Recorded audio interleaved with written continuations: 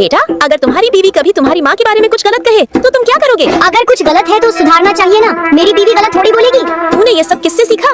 पापा भी तो यही करते हैं। वैसे ये कुछ गलत भी नहीं कह रहा। अगर बीवी का साथ ये नहीं देगा तो और कौन देगा? बेबी, इस साल मैं दिवाली पर मेरी माँ के यहाँ जाना चाहती हूँ। तुम्हारे मम्मा पापा नाराज तो नहीं होंगे? अरे पागल, तुम इंसान हो, कोई मशीन थोड़ी हो जो बिना अपनी मर्जी के कुछ नहीं करोगी। तुम्हारा जो मन हो वो करो। माँ, दादी पूछ रही है दिवाली पर कब आ रहे हो? माँ, आप मेरी बात सुनो।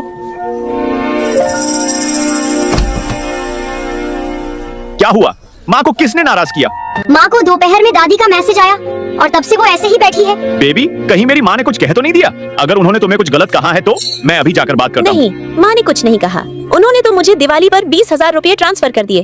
अब सोचो, इस त्योहार मैं उनके पास भी नहीं जा रही और ऊपर से मैंने उनसे पैसे भी ले लिए। अब उन्हें बुरा लगेगा कि मैं वहाँ नहीं जा रही। अरे बेबी, कोई बात नहीं। माँ ने खुद कहा है कि तुम जैसे चाहो वैसे करो, उन्हें कोई एतराज नहीं है। सच में? लेकिन दादी तो ऐसा नहीं कह रही थी। चुप रहो तुम। रिया बेटा, तुम तो शादी कर चुकी हो। अब तुम्हें ससुराल की जिम्मेदारी निभानी चाहिए। इतना बड़ा त्योहार है और तुम ससुराल नहीं जा रही। बताओ उन्हें कैसा लगेगा? सोचा करो थोड़ा। पर माँ, उन्होंने तो खुद कहा है कि मेरा जैसा मन हो मैं वही करूँ। तुम बहुत भोली हो। अगर तुम्हारी सास को कोई दिक्कत भी हो तो क्या वो खुद बताएंगी? तकलीफ तो तुम्हारे पति के घर वालों को ही होगी। और सुनो, जो लड़की शादी के बाद ससुराल जाती है उसे वहीं के हिसाब से चलना चाहिए। माँ जल्दी करो वरना हमारी फ्लाइट मिस हो जाएगी। आ रही हूँ। अगर तुम्हारी सास को कोई दिक्कत भी हो तो क्या वो खुद बताएंगी? दादी तो ऐसा नहीं कह रही थी। दादी पूछ रही है दिवाली पर कब आ रहे हो? माँ, आप मेरी बात सुनो।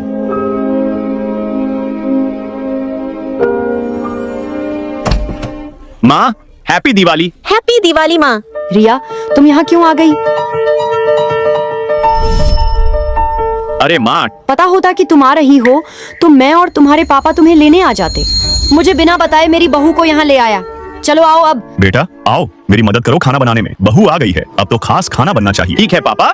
बिल्कुल, हमारे घर में तो खाना मर्द बनाते हैं और औरतें बस बैठकर खाती हैं। तुम्हारे ससुर जी ने कहा था कि तुम मायके से आओगी तो मैं तुम्हारे आने के बाद तुम्हारी पसंदीदा मिठाइयाँ और स्नैक्स लाऊंगा ताकि सब ताज़ा रहे। अब देखो, मैं तो तैयार ही नहीं थी। रुको, मैं कुछ लाती हूँ। माँ, आप कुछ मत कीजिए। इतना ही काफी है कि आपने मुझे त्योहार पर पैसे भेजे।